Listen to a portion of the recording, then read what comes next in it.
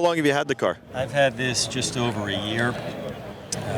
Got it in Montecito, California, from a friend of mine who I managed to. I traded one of the cars that I had for it. I had a 550 Maranello Ferrari that he had previously owned, and we had done a nice swap, so it worked out well. So instead of telling everybody what a Jaguar E-Type is worth in top condition, we can say it's worth one 550 Maranello. Oh, and then some. Yeah, this is a bit more than the Maranello, but yeah. What drew you to this car? I feel like guys who love Jaguars, like they love Jaguars, and it's something they have to have. Well, this particular car, what got me involved or interested in the Jaguars is my father had one when I was a little kid, and I always wanted one back, and I got the car back. So a friend of mine actually saw this sitting in Montecito, California, with a for sale sign on it, and I had called him, and he said, you know what? He goes, the one car that I had that I really missed was a 550 Maranello that I owned, and I just happened to own the same car that he previously owned. So I flew out with shipped the car out, flew out, and we traded it, and it's worked out well. Wow. What year is it again? This car is a 67. Okay, so it's Series 2, 4.2 liter engine. No, it's a Series 1. Oh. So this is a Series 1. The car was produced in November of 1966, so it's a true Series 1 with covered headlights. Everything matches on it. Everything's correct. The 550 was a 99? The 550 was a 97. 97. Right. Very nice. Can we pop the hood and take a look? Sure. It's a 12-cylinder, correct? No, this is the 6-cylinder. 6-cylinder. Okay, the Series 1s would be a 6-cylinder.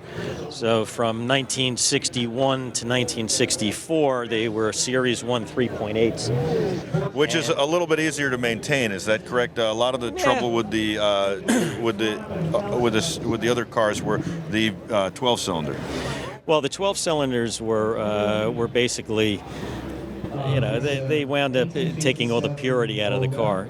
This is still, the original car of what it was meant to be. Like I said, 61 to 64, they were 3.8 liter with covered headlights.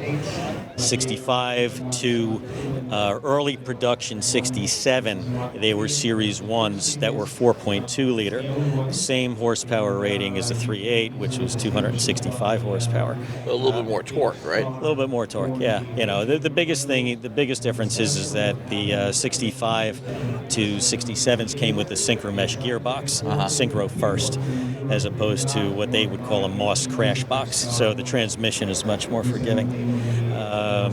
And then mid-year 67, they were called basically Series 1 1/4. So they had open headlights and the same 3 carburetors, and then they had 1.5s, which were even later, which are open headlights, and 2 Stromberg carburetors instead of the 3 SUs. So this is the last of what would be. This car looks restored to a very high level. Very high level, yeah. And how old is the restoration? The restoration is 2 years since it was completed.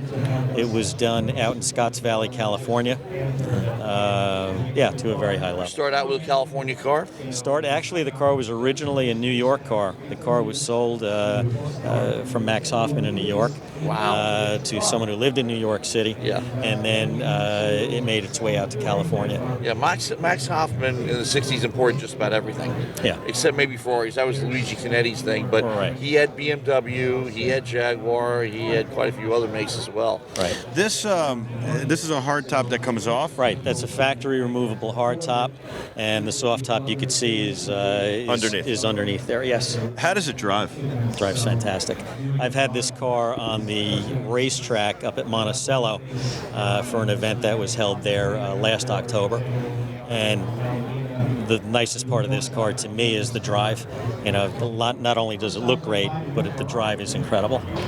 It's spectacular. Is it possible you could start it up for us? Sure. That would be great. Absolutely. I'll take that from you. Yes, thank you. Oh, I got to tell you, it is beautiful, Matt.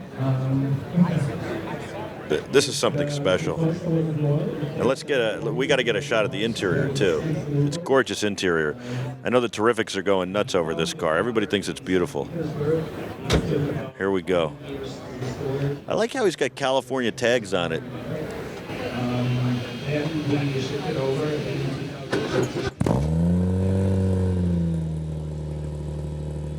Love how that fired up.